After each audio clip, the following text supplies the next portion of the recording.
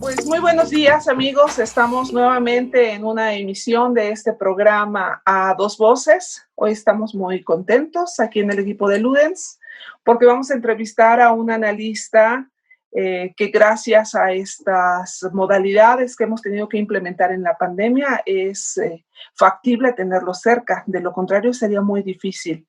Y creo que es valioso porque la aportación que él hace en sus líneas de reflexión son sumamente importantes para estos momentos que estamos viviendo en países como México, en países como Chile, de donde él es originario. Creo que estamos viviendo problemáticas que nos acercan mucho. Históricamente ha sido así, somos países muy cercanos. En cuanto a problemáticas, la fraternidad de estos pueblos pues se ha tejido desde siempre. Estamos esta mañana con el doctor Patricio Meneses y de verdad pues nos da mucho gusto que esté aquí. Buenos días, doctor Patricio, ¿cómo está? Muy buenos días, Lilia, y gracias por tu amable presentación. Pues así lo refleja pues lo felices que nos sentimos de poder platicar con usted de temas tan importantes. En México se habla mucho de las problemáticas que usted plantea, pero nos gustaría de entrada pues pedirle si usted se quisiera presentar, nos quisiera decir eh, algo de su trayectoria, de su formación, para después adentrarnos en esto que nos es común. Lilia, primero agradecer la invitación a poder conversar. Para mí siempre es un gusto. Pienso que de algún modo u otro hay algo que la pandemia ha hecho por el psicoanálisis, que consiste en ayudarnos a descubrir, pareciera ser, descubrir por casi primera vez la importancia de poder coincidir, conectar. Es como que estuviéramos descubriendo la pulsión de vida y la necesidad de ir ligando, del lazo social, ¿cierto? Me parece a mí muy interesante esto que se produce. Yo la verdad es que no habría tenido probablemente la posibilidad de conversar con ustedes si es que no fuera por la virtualidad. Así que desde ya se los agradezco. A ver si puedo contarles un poco de mi formación y quizá a propósito de eso y aceptando algunos temas. No sé si te parece, Lilia, que vayamos Sí, sí. haciéndolo de manera integrada. ¿Qué te puedo contar? Mi primer encuentro con el psicoanálisis fue cuando yo era un adolescente, más o menos cuando yo tenía 16, 17 años. Tuve un profesor en la escuela, un profesor que además era filósofo, es filósofo, y hoy día hace clases en el contexto universitario. Su nombre es Tirso Troncoso, y él me enseñó muchas cosas sobre filosofía, pero entre otras cosas me enseñó sobre Freud. Recuerdo que yo tenía por ahí 16 años, ¿cierto? Y él empezó a explicar en clase, yo lo admiraba muchísimo, empezó a explicar cómo era el asunto de la interpretación de los sueños, en qué consistía, ¿cierto? Y en qué consistía esto que un señor llamado Sigmund Freud había fundado, que era el psicoanálisis. Yo quedé muy impresionado, porque en general a mí en la escuela me iba muy bien. Yo era bien aplicado, me iba bien en general. No era alguien, creo yo, con una especial habilidad, pero sí era muy esforzado, responsable, y por esa vida me iba bien, pero al mismo tiempo yo iba acumulando cierto aburrimiento. Me parecía que había en la formación esta de la escuela algo poco interesante para mí, hasta que descubrí el psicoanálisis. Este profesor me hizo leer las 5 conferencias de introducción al psicoanálisis de Freud, ¿cierto? Y cuando yo leí eso, y sobre todo cuando sentí que no entendía todo, entendí que esa podía ser algo a lo que yo me podía dedicar más adelante. Al mismo tiempo, en ese mismo contexto, tuve otro profesor, Pablo Toro, que era profesor de historia, hoy es historiador académico, y de él aprendí la historia contemporánea de Latinoamérica y en general la contemporaneidad del mundo. Esto también me interesó muchísimo, como una vía desde las ciencias sociales para entender algo de la actualidad. Me llevó más tarde, por ejemplo, a leer Bátimo, a leer Lipovetsky, tratando de entender algo de lo que nos estaba sucediendo desde una perspectiva más profunda, ligada a las ciencias sociales. Desde ahí creo yo que vinieron mis intereses más intelectuales respecto al psicoanálisis en un primer momento. Después me pasó que en la escuela donde yo estudiaba de manera muy temprana había un marcado interés, especialmente en ese contexto que estábamos viviendo, sobre realizar voluntariados a personas que podían estar en necesidad de diversa índole. Y a partir de eso, yo que crecí en un entorno sociocultural privilegiado, yo no tengo ni tuve muchas regalías en exceso, ¿cierto? Pero en Chile, dada la desigualdad que hay, puedo decir que no tuve mayores necesidades en mi formación y en mi crecimiento. Y por lo tanto, esto de eh, poder escuchar el sufrimiento de otros, especialmente ligados a una condición socioeconómica distinta a la mía, me prendó de manera muy temprana, como un antecedente que yo creo que es importante. Y bueno, de la mano de estos dos elementos y por ahí de la mano también de mi valoración de cosas que no me aburrían, como la música, la posibilidad de improvisar en ese campo más artístico, me llevaron finalmente a interesarme por el psicoanálisis cuando en la facultad estudiaba ya psicología. Eh, Me gustaría marcar estas dos cosas, ¿cierto? Una, mi interés por el psicoanálisis como algo novedoso, intelectualmente novedoso, y por otra, mi escucha del sufrimiento en contextos que no eran psicoanalíticos, donde yo sentía que no podía hacer mucho, por lo tanto estaba obligado a detenerme a escuchar. Pienso que algo así le tiene que haber pasado a Freud, por lo menos a Breuer, ¿cierto? Frente a la histeria no sabía mucho, no podía hacer mucho y la histeria lo hizo escuchar. Y bueno, más adelante ya en el contexto de la facultad descubrí el psicoanálisis. Me prendé a un profesor, Jaime Coloma, él es fundador de la Sociedad Chilena de Psicoanálisis. Yo cuando tomé clases con él no conocía de su trayectoria, obviamente, pero me impactó con una repetida novedad el discurso psicoanalítico. Me acordé de lo que yo había visto a mis 16 años y aprendí de él la necesidad de hacer una clínica basada en la escucha y no necesariamente en la técnica. Me parece que aquí hay algo muy importante, no necesariamente en la doctrina de la interpretación, por ejemplo, sino más bien en qué es lo que entendemos nosotros sobre el paciente y la importancia de escuchar. Y al mismo tiempo, a la hora de pensar en psicoanálisis, la importancia de pensar psicoanalíticamente, en lugar de repetir lo que los autores dicen en psicoanálisis. A mí me parece que esto es muy importante. Obtuve de él, creo yo, una pluralidad teórica relevante. Jaime Coloma en sus clases recuperaba autores de distintas tradiciones, de distintas escuelas, de distintos sectores geográficos del mundo, y a partir de eso creo que me enseñó a pensar psicoanalíticamente. Siempre dentro del campo freudiano, ¿cierto? Haciendo un uso de los autores como él planteaba.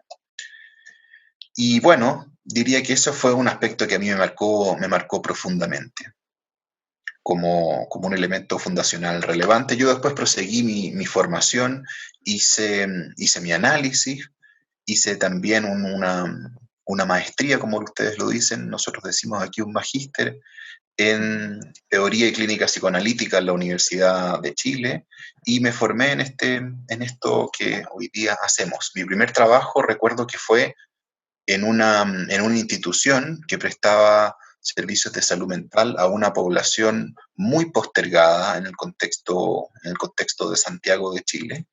Y ahí estuve trabajando, motivado por este interés, ¿cierto? Por escuchar a aquellos que muchas veces nadie escuchaba, tratando de pensar cómo es que podía hacerse una clínica psicoanalítica con personas en una situación de marginalidad. Pienso que estos son mis inicios como profesional. Con el tiempo he ido investigando en temáticas bien específicas. Por un lado, me interesó muchísimo Winnicott y la metapsicología winnicottiana, a eso le dediqué mi tesis de magíster. Me interesó muchísimo también la posibilidad de hacer clases, la docencia, es algo que a mí me apasiona mucho, justamente por la posibilidad de pensar en conjunto que abre. Hoy día en las universidades hay poco espacio para eso, pero algo hay, algo queda. Y de algún modo u otro entré a la universidad como docente de la mano del psicodiagnóstico y me he esforzado por hacer una lectura psicoanalítica del psicodiagnóstico y marcar en el psicodiagnóstico algunos problemas que desde una perspectiva psicoanalítica pueden marcarse. Y bueno, he también estudiado y pensado sobre toda esta cuestión relacionada con la cultura, con el sistema económico y con el sujeto en lo contemporáneo. Y es con el estallido del año pasado con que yo decidí ya empezar a escribir sobre este tipo de temáticas y a publicar. Y claro, en esa línea, desde el estallido, he tenido un trabajo muy profuso, muy constante, casi por necesidad y no solo por deseo de poder escribir para poder entender. Entonces he pensado desde una perspectiva psicoanalítica cómo es que las crisis sociales, la crisis social sociopolítica específica de Chile puede pensarse desde un punto de vista psicoanalítico. Y hoy día tenemos la pandemia, que en el contexto chileno se ha montado sobre una crisis sociopolítica muy importante. Uno no selecciona a los pacientes en función de qué tipo de sufrimiento tienen, ¿cierto? La clínica más bien es una situación abierta, pero más bien en la reflexión teórica me interesa muchísimo el sufrimiento que aparece en la intersección entre el sujeto y la cultura, o entre el sujeto y el sistema económico, personas que tienen problemas con sus trabajos porque sobretrabajan, por ejemplo, personas que no pueden cuidar bien a sus hijos y sienten culpa en función de algo de esto. Todas las situaciones relacionadas también con el lugar de la mujer en la sociedad contemporánea latinoamericana, me parece súper interesante. Y también todo lo que tiene que ver con qué es lo que la cultura actual le, le impone al sujeto, la necesidad de que se someta al mercado, al intercambio de capitales, a la acumulación, al exitismo. Me parece que esos elementos, sobre todo desde la lógica de la sumisión, dan cuenta de un sufrimiento específico de nuestra época.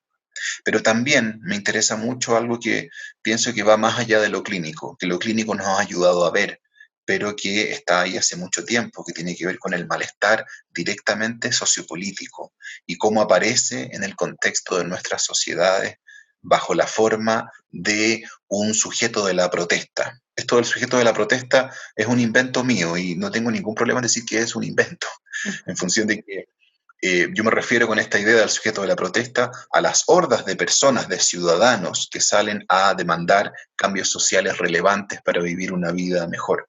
En Chile esto se ha llamado dignidad, se ha llamado Chile despertó.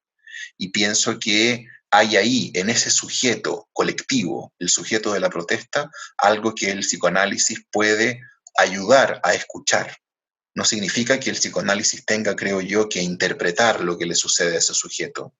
Más bien, el psicoanálisis, entendido como una práctica de la escucha, puede escuchar para marcar algunos elementos que ese sujeto está entregando y ayudarle a poder construir sus propias consignas o al menos acompañarlo en ese proceso sin apropiarse de ese proceso. Y ahí me gustaría decir algo muy importante, Lilia. Pienso que el psicoanálisis frente a las crisis sociales tiene que renunciar a tener un lugar de intérprete. Hemos de algún modo u otro entendido siempre la práctica psicoanalítica como una práctica de la interpretación. Pero eso desde hace tiempo que que lo hemos ido dejando atrás, ¿cierto? Estamos lejos de este Freud que le entregaba a sus pacientes una interpretación como si fuera una medicina. Entregada la interpretación, hecho el trabajo, decía Freud. Después descubrió que había que no solo entregar la interpretación, sino ayudar a que el paciente pudiera elaborar en torno a eso. Y hoy día entendemos que el psicoanálisis va mucho más allá de la interpretación, sobre todo desde Winnicott, ¿cierto? Él fue el primero que nos empezó a decir, hay cosas que no se interpretan, hay cosas que hay que tolerar. Y me parece que el malestar sociopolítico del sujeto contemporáneo hay que tolerarlo para escucharlo y darle sostén. Es eso lo que yo pienso que el psicoanálisis puede hacer desde su escucha. Mis trabajos han ido en esa línea, ¿cierto? En la línea de que muchas veces el analista tiene que guardar silencio y que consiste en dejar que el otro hable y que busque por sí mismo sus propios símbolos para poder representarse, que busque un lenguaje que le permitan de algún modo u otro salir de la destrucción del inmobiliario público y privado para de algún modo elaborar un propio lenguaje, sus propias consignas, y de esa manera que pueda obtener una lengua propia y hacerse representar a partir de sí mismo. Este concepto tuyo, que me parece que es un concepto valioso, el del sujeto de la protesta, no sé, yo lo visualizo como este sujeto del hartazgo, este sujeto que por más que se esfuerce no logra, ¿no? Tener una vida cómoda, una vida que le permita convivir lo suficiente en tiempo de calidad con sus seres queridos, porque si trabaja desatiende la familia, los trayectos son largos, al menos acá en México son acentuadamente largos. Entonces entiendo que se trata de un sujeto que está siempre en contra de todo esto, toda esta lógica del mercado, toda esta lógica de la exigencia en el consumir, en el producir, en el subsistir, creyendo que se es feliz bajo esos cánones de felicidad. Entendería que está en juego todo esto y tú dices, de lo que se trata sería como con la escucha alojar esta queja, este dolor que implica el por más que me esfuerzo no alcanzo los cánones que se establecen como exitosos, etcétera, algo así. Sí, yo pienso que algo así, pero eh, pensaría que con la idea del sujeto de la protesta no me refiero al sujeto como algo individual, más bien al sujeto como algo colectivo. Para mí el sujeto de la protesta es la horda que va a protestar al centro de cada ciudad de Chile y de otras ciudades de Latinoamérica, que encarna un malestar que por supuesto es personal, pero también es colectivo. Se trata de que este sujeto de la protesta va elaborando un discurso propio que es transindividual. Para esto es necesario ampliar la idea de sujeto, según como la venimos escuchando. Y también hay que ampliar, pienso yo, la idea de analista, en función de que muchas veces hemos pensado la figura del analista como un analista que atiende un paciente, ¿cierto? En el contexto de que ese paciente es de alguna manera u otra una persona singular que va a atenderse a un consultorio o en una institución. Todo eso, por supuesto, es muy importante y vale la pena quizá incorporar todo el asunto de la cultura en la escucha de un solo paciente, ¿cierto? Pero me parece que también entender a este sujeto como un sujeto colectivo supone que la idea de analista cambia. El analista ya no es aquel profesional que está sentado en su consultorio atendiendo a un paciente, sino que el analista es alguien que está con los ojos en la realidad sociopolítica tratando de entender y de darle un lugar en la escucha a este sujeto que está en el espacio público. Pienso que esta idea también supone que el analista se transforme. Por mucho tiempo estuvimos, pienso yo, encerrados en nuestros consultorios. Acá en Chile decimos en nuestras consultas. Y se nos decía, el psicoanálisis tiene que salir de la consulta, ¿cierto? Sobre todo tiene que salir de la consulta privada. Y pienso que la crisis sociopolítica ocupó ese rol para los analistas, la posibilidad de salir de la consulta privada y poder, de algún modo u otro, abrirse a escuchar a este sujeto que es un sujeto colectivo. Para eso hay que renunciar a esto de que el analista es un analista de un paciente individual. Se trata más bien de alguien que puede escuchar y hacer sentido de algo de lo que sucede, respetando muy bien que el que verdaderamente hace sentido es ese sujeto. Ujú. Pienso que la única intervención que un analista puede hacer respecto a estos movimientos sociales es también la más importante, es otorgarle sostén mediante el silencio. Entonces, estaríamos suponiendo que una cosa es el trabajo que está en tu consulta privada, pero este trabajo no está desligado de la lectura que tú estás haciendo fuera del movimiento social que se está produciendo y las razones de ese movimiento social que están haciendo una resistencia en Chile. Quizá podríamos pensar en dos escenarios. Uno, el atender pacientes en una situación de crisis sociopolítica y cómo lo sociopolítico aparece en la consulta individual. Eso es todo una temática y por ahí hay muchas cosas que se pueden pensar. La mayoría de mis pacientes, por ejemplo, fueron en algún momento, como todos los ciudadanos de Santiago, a la protesta en algún momento. Fueron protestantes en ese sentido. Y claro, de algún modo u otro la protesta entró a la consulta, a la consulta individual de esa manera. Pero también pienso yo que el psicoanálisis puede ayudar a que la protesta como sujeto tenga voz, pueda escucharse. Los analistas participamos del debate público y si no, tenemos que hacerlo. Asistimos a instituciones, ¿cierto?, donde se dicen cosas, donde hay otros profesionales, sociólogos, economistas, etcétera, políticos, y de algún modo u otro, algo de esto hay que llevar a esos contextos también.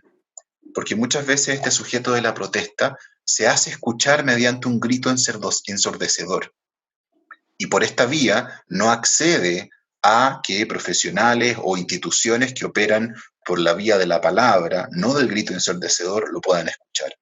En mi país muchas veces se dijo que si es que vamos a dialogar con los protestantes, que dejen de protestar, que dejen de hacer destrucción, que dejen de romper el espacio público. Y me parece que decir algo así es no comprender el carácter del lenguaje de la protesta. La protesta destruye el espacio público porque es el único lenguaje que en un primer momento tiene. Y me parece que eso es algo que los analistas podemos decir, que hay que esperar, que hay que darle tiempo, que hay que saber escuchar para poder dialogar. Se trata entonces de que, de algún modo u otro, se necesita tolerar esta cuestión sociopolítica terrible que aparece en el lenguaje propio del sujeto de la protesta, para poder, de algún modo u otro, hacer que ese sujeto vaya a encontrar sus propios destinos. Entonces, los psicoanalistas en Chile tendrían un papel muy activo en esta discusión, en este planteamiento de las problemáticas. Tú lo comentas, psicoanalistas hablando con otros profesionales, es decir, todos participando de esta forma de despertar en Chile. Muchas cosas han despertado en Chile y que una de las cosas ha sido el psicoanálisis. El psicoanálisis que ha despertado de esta situación de la consulta privada. Hoy día vemos muchos conversatorios en Chile relacionados con la crisis. Pienso yo que no solo ha aparecido como no solo respecto de la crisis sociopolítica, también de la crisis por el COVID-19, ¿cierto? De algún modo u otro los analistas han entendido que en esto que estamos viviendo existe algo que va más allá del sujeto individual y que vale la pena ser escuchado y que vale la pena hablar sobre esto para otorgarle un lugar. Esa es una de las razones por las que hoy día tenemos tantos conversatorios y creo que también es una de las razones por las que estamos conversando hoy día, ¿cierto? Pero también pienso que algo que ha sucedido mucho es que los mismos analistas han necesitado hacer sentido de lo que sucede desde las herramientas rudimentarias que tienen. Y esta es una necesidad personal de los analistas, ¿cierto? De algún modo sacudirse a lo que está sucediendo tratando de hacer algún sentido. Y pienso que en esto anida cierto peligro. No es que la necesidad de comprender sea un peligro, como dice Lacan. Yo no estoy de acuerdo con eso. Más bien diría que es un peligro la necesidad de comprender sin otorgarle la palabra a ese sujeto que está sufriendo y que es un sujeto sociopolítico. Por ejemplo, analistas que han aparecido dando cuenta de las características de personalidad que recorren al protestante y que señalan por qué tiene un trastorno oposicionista desafiante, por ejemplo. Analistas que han llegado a hacer ese tipo de sentidos, que yo creo que implica que no han escuchado lo suficiente, que no han podido entregarle un lugar de sostén a ese lenguaje rudimentario que va a encontrar por sí mismo su propia comprensión, sus propias consignas. Esta postura de los analistas en Chile, por ejemplo, se la podríamos atribuir a la formación, sí, profesional, pero a una formación profesional enmarcada con un contexto político de tradición muy participativa. Te lo digo porque si lo comparamos en México, yo no encuentro un movimiento y un compromiso similar de los analistas en México. Yo hoy que está la pandemia, por ejemplo, nosotros nos hemos lanzado precisamente a pensar con otros respecto de esto, de lo ocurrido, pero destaca mucho que hay muchos analistas que me recuerdan a los músicos del Titanic, lo cual no está mal. Ellos siguen haciendo su trabajo, pero ellos siguen pensando en sus construcciones teóricas, en sus propias líneas, sin vincularlo mucho, como un poco distanciándose de esto que está ocurriendo. Tú sabes, hay un argumento en el psicoanálisis respecto de lo traumático, en tanto no se puede pensar sobre eso mientras está ocurriendo, sino hasta un tiempo posterior. No hay una sensibilidad para ligar esto, además, a una efervescencia política que siempre vivimos respecto de esto que se ha agudizado ahora con la pandemia, que es la crisis del servicio de salud. Tu pregunta es muy interesante. Pensaría yo que en el caso chileno han confluido varias cosas para que lleguemos a un punto en donde distintas instituciones, por ejemplo, a propósito del estallido social chileno en octubre del 2019, distintas instituciones han hecho algunas declaraciones. Por ejemplo, se han referido a la crisis sociopolítica que vivimos, al proceso de transformación de la sociedad, reconociendo de alguna forma que estamos viviendo una situación que es fruto de un malestar del cual los analistas hemos sido testigos por muchas décadas. Un malestar que no es un malestar individual, sino que es un malestar colectivo, que tiene que ver con la cultura y con el modo de economía que estamos viviendo en el contexto nacional. Las instituciones han tomado ese rol, han dado testimonio de que algo está sucediendo y que de algún modo u otro tenemos que comprenderlo. Esto fue muy patente porque en noviembre del año pasado, digamos unos 15 días después de el acontecimiento, y sobre todo después de que el acontecimiento ya tenía algunas semanas, estas instituciones lanzaron algunos comunicados dando aviso de que sabían lo que estaba sucediendo o de que tomaban noticia de algo de lo que sucedía. Yo creo que esto tiene valor, ¿cierto? Sobre todo porque de alguna manera u otra es un reconocimiento de la realidad. Sin embargo, uno encuentra ahí distintos tipos de discurso. El Colegio de Psicólogos de Chile, que no es una institución analítica, por ejemplo, en un primer comunicado, una de las cosas que decía era que todo esto era a causa del estrés laboral, lo que es claramente un reduccionismo. Que toda la protesta chilena, las 2.000 personas que aparecieron en la calle en Santiago de Chile, eran personas que estaban estresadas laboralmente.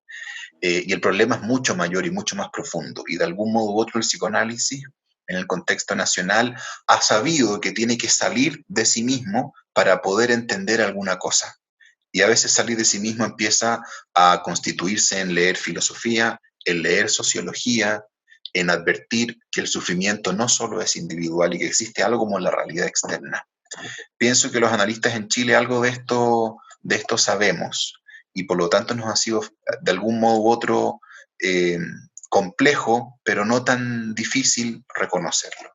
Por otro lado, pienso que algo que ha sucedido es que las instituciones en Chile se alojan principalmente en Santiago de Chile, que además ha sido el epicentro de las protestas. Hay muchos analistas que han tenido que dejar de atender. En octubre pasado tuvieron que dejar de atender porque pasada las 6 de la tarde empezaba la protesta en todas las partes de Santiago, sobre todo en los sectores donde los analistas trabajaban. Entonces fue innegable. Se parece un poco al Winnicott del bombardeo a Inglaterra, ¿cierto? Están lanzando bombas afuera, no como esto de que vamos a estar trabajando en torno al mundo interno, ¿cierto? Hay algo que está sucediendo verdaderamente afuera. Pienso que los analistas en Chile han podido escuchar eso y después de esto han podido darse un segundo momento para poder comprender alguna cosa, ¿sí? Es eso que es un segundo momento que tú marcas, algo que es muy importante. Y quizá me gustaría contarte algo personal mío para poder ilustrar esta idea. Pienso que justamente como tú dices, hay dos momentos. Un momento en el que lo traumático irrumpe y que se hace muy difícil pensar, y otro momento en el que alguna otra cosa se puede pensar. Yo estaba atendiendo, como todos los profesionales, cuando surgió el estallido y en los días que fue surgiendo el año pasado. También cuando surgió la pandemia, ¿cierto? Y de algún modo u otro, necesariamente la práctica analítica como la veníamos haciendo se suspendió. En la pandemia porque tuvimos que retornar a los lugares seguros para poder atender por esta vía virtual. En el estallido social en octubre, lo que sucedió es que ya no se podía atender pacientes después de las 4 o 5 de la tarde, cosa que es muy corriente en Chile porque toda la gente se analiza después del trabajo. Por lo tanto, de algún modo u otro, las cosas cambiaron y fue algo innegable, ¿sí? Y lo que a mí me sucedió es que en ese momento, en lugar de irme a mi casa, retirarme a espacios seguros, yo decidí ir a la protesta, que por lo demás eran muchas veces el lugar donde mis mismos pacientes iban. A mí la protesta quedaba muy cerca de mi consultorio, entonces yo fui para allá muchas veces, repetidas veces, porque sentía que no entendía nada de lo que estaba sucediendo, que de algún modo u otro yo tenía alguna noticia de este malestar, pero es distinto vivir la expresión de ese malestar en el contexto de la calle, donde se rompe el pavimento se lanza contra la policía como una manera de defenderse, y de algún modo u otro había que vivir esto. Y yo fui a vivir esto más o menos por 2 o 3 semanas. También llevé mi cámara fotográfica, ¿cierto?, para registrar algunas de estas cosas.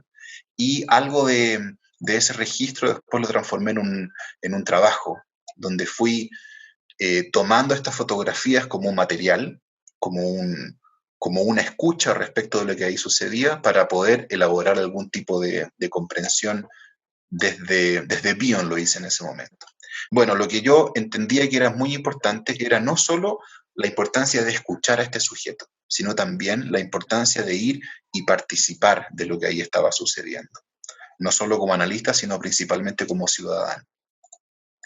Creo que a muchos analistas les sucedió lo mismo. Conversando con colegas, vimos muchos que fueron a la protesta, de algún modo u otro haciéndose parte de esto que fue algo transversal. Y de esa experiencia obtuvimos algunas comprensiones y cosas que creo que son muy valiosas, que nos permitieron quizá en un segundo momento pensar alguna cosa.